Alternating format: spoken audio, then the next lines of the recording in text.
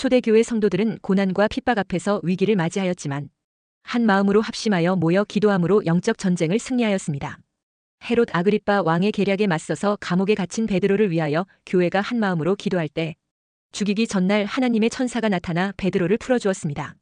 이 일로 인해서 헤롯 아그리빠 왕은 명성에 손상이 입었습니다. 화가 난 헤롯 아그리빠는 왕은 감옥을 지키고 있던 간수들을 다 잡아서 처형을 하였고 자신은 가이사랴로 갔습니다. 가이사랴는 지중해 해변에 있는 항구 도시입니다. 거기에는 황제와 또는 헤롯 왕가들의 여름 별장이 있는 아주 아름다운 곳입니다. 당시의 기록에 의하면 로마의 글라우디오 황제가 전쟁에 나갔다가 승리하고 돌아와서 승전 축하 퍼레이드나 공연 같은 것을 하라고 자기가 지배하고 있는 모든 나라의 분봉 왕들에게 지시를 했습니다. 각 지역에 있는 왕들은 황제의 승전 축하 기념 공연을 위해 가이사랴에 있는 원형 경기장으로 모였던 것입니다. 그런데 20절에 돌연 두로와 시돈 사람들 이야기가 나옵니다. 가이사랴와 두로와 시돈 지역이 어떤 관계였기에 두로와 시돈을 말하고 있는 것입니까? 그 당시에 두로와 시돈에는 양식이 많이 나지 않았습니다. 그래서 솔로몬 시대부터 두로와 시돈은 유대 땅인 팔레스틴 땅에서 나는 양식을 사서 먹었습니다. 그런데 오해와 마찰이 생겨 헤롯 왕이 두로와 시돈으로 판매하던 양식과 모든 물품에 대해 금수 조치를 내린 것입니다. 그러다가 그 금수 조치를 풀 수 있는 기회가 생겼습니다. 헤롯이 로마 황제 글라우디오를 위한 축제에 참석하기 위해 두로와 시돈 지역에서 가까운 가이사랴를 방문하게 되었다는 것입니다. 그때 헤롯의 환심을 사기 위해서 두로와 시돈 지역에서 동원된 사람들이 헤롯의 연설을 듣고 열광적인 환호를 보냈던 것입니다. 그래서 본문 21, 22절에 헤롯이 나를 택하여 왕복을 입고 단상에 앉아 백성에게 연설하니 이 백성들이 크게 부르되 이것은 신의 소리요 사람의 소리가 아니라 하거늘 했습니다. 이때 헤롯은 자신을 신으로 떠받들어 높이는 두로와 시돈 사람들의 환호성을 듣고 하나님께 영광을 돌리지 않고 거만을 떨다가 그는 하나님의 심판을 받아 벌레에 먹혀 죽고 맙니다. 23절에 헤롯이 영광을 하나님께로 돌리지 아니하므로 주의 사자가 고치니 벌레에게 먹혀 죽으니라 했습니다. 이렇게 헤롯이 죽고 나자 24절에 하나님의 말씀은 흥왕하여 더하더라 했습니다. 오늘 본문 말씀은 예루살렘에서 야고보를 죽이고 베드로까지 죽이려고 하다가 실패한 헤롯이 가이사랴에 돌아와 교만한 처신을 하다가 하나님의 심판으로 죽임을 당하는 장면을 보여주는 내용입니다. 권력을 가졌다고 함부로 휘두르는 것은 참으로 어리석은 바보가 하는 일입니다. 로마가 많은 나라를 지배하는 제국이었을 때 상당한 지역들에 대해 돈을 받고 사람을 분봉왕으로 세워 특정 지역을 다스리게 했다고 합니다. 그런 혼란한 시기에 헤롯은 로마에 많은 돈을 지불하고 분봉왕의 권한을 사서 대를 이어 유대 지역의 왕이라는 직위를 이어 내려오고 있었던 것입니다. 그러니 헤롯 왕가는 유대의 정식 혈통의 왕도 아니고 로마 왕가의 사람도 아니었습니다. 어찌되었든 헤롯 왕가 후손으로 태어난 헤롯 아그리빠 1세는 당시 형제들끼리 권력을 다투다가 형제들을 다 제압하고 나름대로 그 세력을 장악했던 것입니다. 그러므로 헤롯 아그리빠 1세는 그 위상이 대단한 상황이었습니다. 하지만 헤롯 아그리빠 1세는 위상이 대단한 상황이었음에도 불구하고 로마 황제의 눈치를 보아야 했고 자신이 다스리는 유대인들의 눈치도 보아야 했던 상황이었습니다. 말하자면 로마 황제와 유대 백성들 중간에 끼어 양족의 눈치를 보면서 그 자리를 유지해야만 했던 것입니다. 유대 백성들의 원성이 높아지면 그 자리가 위태할 수 있었던 것입니다. 이런 배경 때문에 유대 백성들의 환심을 사기 위해 야고보도 죽였던 것이고 더 나아가 베드로까지 죽이려고 했던 것입니다. 하지만 베드로를 죽이려고 했던 계획은 실패하고 말았습니다. 이처럼 헤롯 아그리빠 1세는 로마와 유대 나라 중간에 끼어 눈치를 보며 오로지 자신의 안위와 명예에만 관심이 있는 악한 사람이었던 것입니다. 그러니 그가 야고보를 죽인 것은 야고보가 의인이냐 악인이냐, 무슨 죄를 지었느냐 안 지었느냐의 차원이 아니었던 것입니다. 그것은 그가 야고보를 죽이고 베드로를 죽임으로써 유대인들에게 환심을 사기 위해서였던 것입니다. 이러한 관점에서 헤롯 아그리빠 1세를 보면 정말로 자신의 권력과 명예에만 관심이 있는 교만한 사람이라는 것을 알 수 있습니다. 헤롯 아그리빠 1세는 베드로를 죽이려고 감옥에 구금하고 있었습니다. 그런데 군인과 파수꾼들이 든든히 지키고 있었음에도 불구하고 베드로가 옥에서 나갔다는 것입니다. 그렇다면 도대체 어떻게 그런 일이 가능한지 실상을 더 알아보아야 할 것입니다.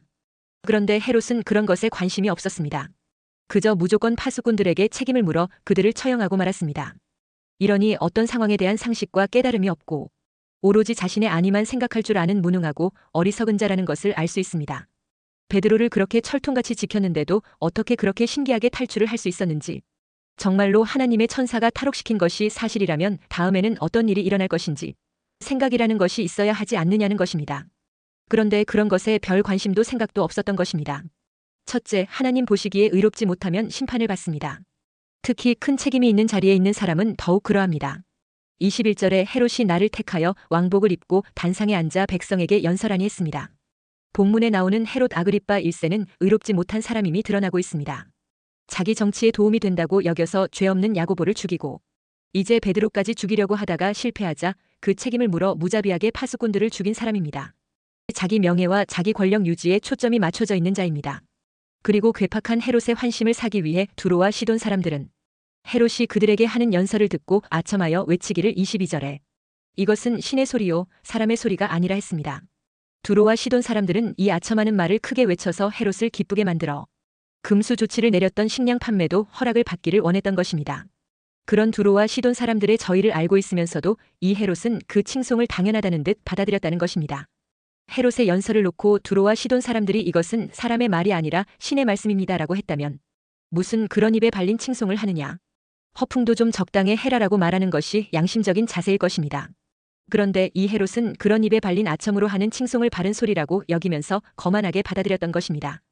두로와 시돈 사람들이 헤롯에게 잘 보여 좀 살기 편하기를 바라면서 신의 소리라고 하면서 띄우는 외침이었는데 그것을 당연하게 받아들였다는 것입니다.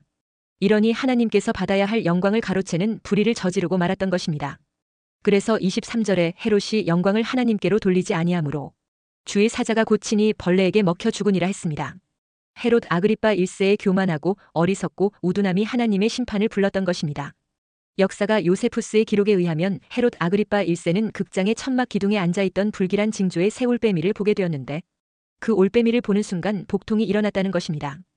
그 길로 급하게 궁전으로 옮겨가서 치료를 했는데 회복되지 못하고 닷새 후에 죽었다고 합니다. 이처럼 하나님의 영광을 가로채는 것조차 서슴없이 자행하는 불의하고 교만한 헤롯 아그리빠 1세는 하나님의 심판으로 죽음을 맞이할 수밖에 없게 되었습니다. 이것은 하나님의 예표적인 심판입니다. 헤롯 아그리빠 1세처럼 의롭지 못하고 도덕적으로 죄를 짓는 사람은 결국 하나님의 심판을 받을 수밖에 없다는 것을 알려주고 있는 것입니다. 이 세상을 들여다보면 자신의 명예와 부귀영화를 위해 남에게 해를 끼치고 사는 사람들이 얼마나 많이 있는지 모릅니다. 그러나 우리는 그들을 부러워하지 말아야 합니다. 세상에서 불의한 방법으로 일이 잘 되고 장사가 잘 되고 명예가 높아진다고 해서 부러워할 것이 아닙니다. 오히려 그들을 볼 때 결국 저들에게 곧 심판이 있을 것이라는 사실을 알고 두려워해야 합니다. 우리는 이 세상을 살면서 오직 하나님과 동행하며 의로운 삶을 살려고 애쓰는 사람이 되어야 합니다. 우리는 결단코 하나님의 영광을 가로채는 어리석은 자가 되어서는 안 됩니다. 베드로를 보세요. 베드로가 고넬료 집에 초청받아 그의 집에 도착을 했을 때 고넬료가 뛰어나와 그 앞에 무릎을 꿇고 엎드려 절을 했습니다. 그러자 베드로는 당황하며 얼른 고넬료를 일으켜 세웁니다. 그러면서 하는 말이 나도 당신과 같은 사람입니다 하면서 자신이 경배받는 것을 거부했습니다. 또한 베드로가 감옥에서 기적적으로 나왔을 때 놀라는 성도들에게 이 모든 것은 오직 주께서 주의 천사를 보내어 나를 이렇게 이끌어 나오게 하셨기 때문입니다 하면서 자신은 사라지고 모든 영광을 하나님께 돌렸습니다. 그런데 이 헤롯은 하나님이 받으셔야 하는 영광을 자기가 가로챘습니다. 백성들이 칭송하는 소리를 듣고 자신이 하나님의 자리에 올라간다고 여겼던 것입니다. 이 죄는 결코 용서받을 수 없는 죄입니다. 헤롯이 하나님의 허락으로 물려받은 권력으로 오로지 자기 명예와 권력과 인기를 위해 사용하고 있었던 것입니다. 자기 인기와 권력이 필요하다면 사도와 교회도 핍박하고 심지어 죽일 수도 있었던 것입니다. 두로와 시돈 사람들이 헤롯의 권력 앞에 바짝 엎드려 신의 말씀을 주시는 분이라고 칭송하자 내가 이런 사람이야 하면서 우쭐거리고 있었던 것입니다. 요세푸스는 이것은 신의 소리요 사람의 소리는 아니다는 부분을 이제부터 당신을 신으로 섬기겠나이다라고 기록했습니다. 지위가 높은 사람일수록 아랫사람이 아첨하면 되게 기분 좋아합니다. 하나님처럼 섬기겠다는 말에 미혹당한 헤롯은 마침내 비참하게 죽고 말았습니다. 그러므로 우리는 모든 영광을 하나님께 돌려야 합니다. 헤롯처럼 사람의 칭찬을 좋아하면 안 됩니다. 그것은 그가 교만하다는 증거입니다. 그러나 하나님은 교만한 자를 미워하십니다. 하늘의 천사장 루시퍼가 교만하여 하나님을 거역하다가 사탄이 되고 말았습니다. 이사야 14장 13절에 내가 내 마음에 이르기를 내가 하늘에 올라 하나님의 뭇별 위에 내 자리를 높이리라. 내가 북극 지폐의 산 위에 앉으리라 했습니다. 하나님은 내가 하면서 나를 강조하는 말을 가증스럽게 여깁니다. 잠언 16장 18절에 교만은 패망의 선봉이요 거만한 마음은 넘어짐의 앞잡이니라 했습니다. 우리는 사람의 칭찬에 눈이 멀면 안 됩니다. 그리고 하나님께 돌려야 할 영광을 가로채면 안 됩니다. 우리는 모두 하나님의 것을 가지고 사는 존재들입니다. 내 몸의 모든 것이 하나님께로부터 온 것입니다. 그것을 모르고 사람의 말에 교만해지면 헤롯처럼 망하게 됩니다. 지금도 그 하나님은 겸손한 자들을 찾고 계십니다. 우리는 항상 하나님께 영광을 돌리며 살아가는 성도가 되어야 합니다. 행여나 나에게 그런 교만의 유혹이 올 때는 단호하게 물리쳐야 합니다. 그렇게 살 수 있도록 매일 겸손하게 기도하는 생활이 지속되시기를 축원합니다. 둘째, 성도가 하나님께 영광을 돌리지 않으면 어떻게 될까요? 하나님께서 주신 은혜를 소멸하는 자가 되는 것입니다. 오늘 본문의 헤롯이 자기 영광을 위해 사도 야고보를 죽이고 베드로까지 죽이려 했습니다. 사도는 하나님께서 지상의 구원의 복음을 전파하는 일을 하는 고귀한 사명자입니다. 그런데 헤롯이 자기 영광을 위해 지상의 구원의 복을 전달하는 사도들을 죽이려 했던 것입니다. 이런 헤롯은 결국 하나님이 주신 좋은 것들을 잃게 됩니다. 로마서 6장 23절에 죄의 삭은 사망이요 하나님의 은사는 그리스도 예수 우리 주 안에 있는 영생이니라 했습니다. 하나님께 영광 돌리지 않으면 하나님의 은사와 영생의 은혜가 소멸됩니다. 사막이 따로 없습니다. 은혜 없는 심령이 바로 사막입니다. 지난날 충만했어도 현재 하나님을 경외하며 높이지 않으면 영적인 사막이 옵니다. 그래서 시편 107편 4절 5절에 그들이 광야 사막길에서 방황하며 거주할 성읍을 찾지 못하고 줄이고 목이 말라 그들의 영혼이 그들 안에서 피곤하였도다 했습니다. 출애굽했던 이스라엘이 광야에서 원망 불평을 일삼았던 것이 바로 은혜 떠난 심령의 상태를 말합니다. 그러므로 늘 하나님께 예배로서 영광 돌리고 겸손해야 합니다. 그럴 때 우리의 심령은 날로 새롭게 되는 것입니다. 우리가 하나님께 영광을 돌리지 않으면 능력도 사라지게 됩니다. 헤롯 아그리빠 1세가 베드로만 죽이려고 했나요? 밤새도록 자기 일에 충성한 충성된 자기 군인들까지 죽였습니다. 그들은 베드로를 파수했던 군인들로 16명이었습니다. 주야로 자기들 몸에 베드로의 몸을 묻고 안팎으로 지키며 헤롯을 돕던 충성된 군인들입니다. 그런데 헤롯은 자기 영광 때문에 충성된 군인까지 죽였습니다. 이처럼 하나님께 영광을 돌리지 않으면 하나님으로부터 받은 권세와 권력으로 착하고 선한 사람을 죽이게 됩니다. 야고보서 1장 17절에 온갖 좋은 은사와 온전한 선물이 다 위로부터 빛들의 아버지께로부터 내려오나니 그는 변함도 없으시고 회전하는 그림자도 없으시니라 했습니다. 하나님을 예배하지 않고 영광 돌리지 않으면 있는 것도 빼앗기며 심판받게 됩니다. 하나님은 한 번 주신 은사와 달란트와 직임을 쉽게 거두시지 않습니다. 이것은 불신자에게도 마찬가지입니다. 그것은 그 주어진 은사와 달란트와 직임과 주어진 것을 통하여 교훈하여 깨닫게 하시고자 하는 것이 있기 때문입니다.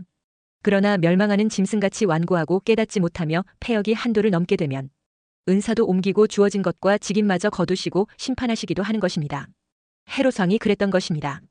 그러므로 첫째도 겸손이고 둘째도 겸손이고 셋째도 겸손입니다. 그 이유는 야고보서 4장 6절에 하나님이 교만한 자를 물리치시고 겸손한 자에게 은혜를 주신다고 했기 때문입니다. 그러면 어떻게 하는 것이 하나님께 영광을 돌리는 삶입니까? 하나님 중심의 삶을 사는 것이 하나님께 영광을 돌리는 삶입니다. 그러니까 우리가 입술의 말로만 하나님께 영광 돌립니다 하지 말고 진실과 행함으로 하나님께 영광 돌리는 삶을 살아야 합니다. 크게 출세해야 하나님께 영광 돌리는 삶을 살 수 있는 것이 아닙니다. 성경은 일상생활에서도 하나님께 영광 돌리는 삶을 살 수 있다고 말씀합니다.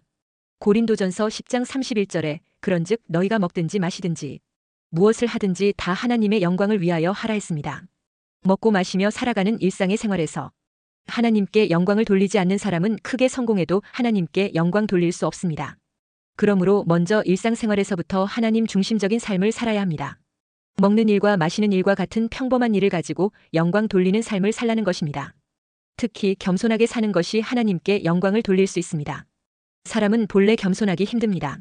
공부를 조금만 잘해도 높아지려고 하고 돈이 조금만 많아도 과시하려고 하고 얼굴이 조금만 잘생겨도 뽐내며 몸값을 높이려고 하고 심지어 은혜를 조금만 더 받는 것 같아도 높아지려 합니다. 그러나 그것은 망하는 길입니다. 우리는 자신은 낮추고 남을 더 낮게 여기면서 남을 더 높이는 삶을 살아야 합니다. 바울은 나는 날마다 죽노라 했습니다. 이 말은 나는 날마다 나 자신을 하나님 앞에 제물로 바친다는 말입니다. 또한 신령과 진정으로 예배드리는 것이 하나님께 영광 돌리는 삶입니다. 그러니까 예배드리는 삶을 살아라는 것입니다. 예배는 우리 인생의 성공과 실패를 결정하고 운명을 결정합니다. 그러므로 우리는 예배가 새로워져야 합니다.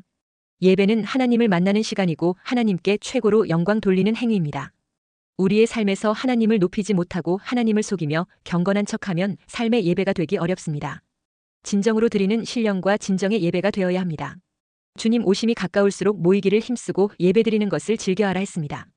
그런 자가 들림 받아 주님 앞에 설 수 있습니다. 셋째, 하나님의 진리 되신 예수님의 복음이 흥왕하여 널리 퍼져나갔다고 했습니다. 24절에 하나님의 말씀은 흥왕하여 더하더라 했습니다. 하나님의 말씀이 흥왕하여 더한다는 것은 십자가 부활의 복음을 전파함으로 많은 나라에 교회가 세워지고 구원받는 자가 더해진다는 것을 말합니다. 무조건 교회가 많이 세워지고 교회마다 양적으로 성장하는 것을 하나님의 말씀이 흥왕하는 것이라고 말하지 않습니다. 예수님의 십자가 부활의 복음이 정확하게 선포되어 바른 믿음을 가진 교회와 성도들이 많이 일어나는 것을 가리킵니다. 사도들이 말하는 하나님의 말씀은 예수 그리스도의 십자가 부활의 복음을 말하는 것입니다. 흥왕하여는 헬라어로 아옥산으로 자라다, 성장하다, 번성하다는 의미가 있습니다. 예수 그리스도의 복음이 여러 가지로 공격을 받지만 거기에 굴하거나 변질되지 않고 더 강하여진다는 뜻입니다. 사단은 오늘날 복음을 변질시켜 믿음을 약하게 만듭니다. 복음에다가 다른 것을 조금씩 혼합시켜서 복음을 연약한 것으로 만듭니다. 그러니까 강단 설교가 하나님의 말씀을 전하기보다 자신의 경험담이나 생각을 하나님의 말씀보다 우위에 놓고 전하는 오류가 일어난다는 것입니다. 그러므로 십자가 부활의 복음이 변질되지 않도록 해야 합니다. 복음이 변질되면 복음의 능력이 약해집니다. 베드로가 왜 감옥에 갇혔습니까? 진리의 말씀을 제대로 깨닫지 못한 유대 종교 지도자들 때문이었습니다. 그들이 율법을 제대로 깨달았다면 예수님이 바로 구약에서 말씀하는 그리스도인 줄을 알았을 것입니다. 그런데 왜 예수님을 못 알아보았습니까? 그것은 그리스도의 기준을 모세와 엘리야와 다윗에게 두어서 그렇습니다. 기준을 모세에게 두었으므로 말 구유에 태어난 사람은 메시아가 아니라고 판단한 것입니다. 목수집에서 태어난 자는 분명히 그리스도가 아닐 것이라고 생각했던 것입니다. 그리고 그들은 다윗의 자손으로 메시아가 오실 것으로 믿었기 때문에 다윗 왕가에서 올 것으로 믿었던 것입니다. 그래서 왕궁이 아닌 목수의 가정에서 온 자가 메시아일 수가 없다고 본 것입니다. 그리고 불의 선지자 엘리야와 같이 강력한 선지자로 나타나지 무슨 갈릴리 바다의 어부들과 같이 다니는 저 나약해 보이는 사람이 메시아가 될 수 있겠는가 했던 것입니다. 유대 지도자들의 마음이 굉장히 교만한 상태에 있었기 때문에 바로 깨달을 수 없었습니다. 마음이 교만한 데 있으면 바른 진리를 깨달을 수 없습니다. 또한 유대인들이 예수님이 그리스도 되심을 못 깨달은 이유는 그들이 말씀보다 전통을 더 강하게 붙잡고 있었기 때문입니다. 겉으로는 유대인들이 말씀 붙잡고 있는 것처럼 보이지만 실제로는 탈무드를 위시해서 전통을 더 중요시했습니다. 그래서 그 전통에 안 맞으면 틀렸다고 보았습니다. 하나님의 뜻인 구약 성경 말씀보다 그 말씀을 재해석하고 교리화한 사람의 유전을 더 중시했던 것입니다. 하나님의 말씀 그 자체보다 그 말씀을 적당히 이용하여 인본주의와 전통으로 흐리게 한 랍비들의 가르침을 더 크게 보았던 것입니다. 그 결과 예수님을 가리켜 나사렛 이단이라고 판단했던 것입니다. 가짜가 진짜를 능욕했던 것입니다. 그리고 결정적으로는 유대 종교 지도자들의 기득권을 지키려다가 그리스도를 배척했던 것입니다. 예수님이 그들 유대 종교 지도자들을 가리켜 겉으로는 경건해 보이지만 외식일 뿐 하나님 앞에서의 진실한 마음과 정의와 사랑과 겸손이 없음을 책망했습니다. 그리고 율법 해석과 전통을 내세워 백성들이 하나님을 직접 아는 길을 가로막고 있다고 책망했습니다. 그런데 그들은 예수님의 가르침에 대해 무시하고 우리가 지금까지 백성들을 가르쳐왔는데 이제 와서 새롭게 백성들이 예수님의 가르침을 받아들이면 우리가 잘못되었다는 것을 자인하는 것이 아니냐? 우리가 어떻게 그런 엉터리 취급받아서 되겠느냐? 하면서 배척했던 것입니다. 예수님의 바른 지적보다 자신들의 체면과 권위가 손상되는 것이 더 일이었던 것입니다. 눈앞의 이익을 챙기려다 나중에 죽게 되는 줄을 몰랐던 것입니다. 문제는 그들 자신들의 자존심과 이권을 내세우다가 유대인들 전체를 구렁텅이로 떨어지게 만드는 소경된 인도자였던 것입니다. 그래서 결국 유대인들 대부분은 망하는 길로 들어가게 되었던 것입니다. 주후 70년경 로마의 디도 장군에 의해 유대 나라는 멸망당하고 말았습니다. 그리고 1900년 가까이 나라 없는 비참한 민족으로 떠돌아다니다가 마침내 1948년에 이스라엘 나라가 회복되었던 것입니다. 그러니까 그동안 1900여 년이라는 긴 세월 동안을 온 세계에서 수백만 명의 유대인이 학살당하고 이리저리 유리방황하고 고난을 겪었던 것입니다. 이제 회개하고 정신을 차리고 바른 진리와 그리스도를 발견하고 회개하고 돌아와야 할 때가 되었습니다. 유대인들이 제대로 회개하고 진리의 말씀 되신 그리스도에게로 돌아와야 세상은 끝이 나게 됩니다. 저들이 바로 세계 복음화의 세상 끝이기 때문입니다. 그러므로 우리는 땅 끝인 유대인 복음화를 위해 간절히 기도해야 합니다. 그래야 완전한 하나님 나라가 이루어지게 됩니다. 조금 남아있는 마지막 추수를 놓고 부모, 형제, 자식 그리고 이웃과 열방 가운데 구원받기로 작정된 자가 다 돌아오도록 기도하며 복음 전하는 사명을 감당하게 되시기를 주의 이름으로 축원합니다.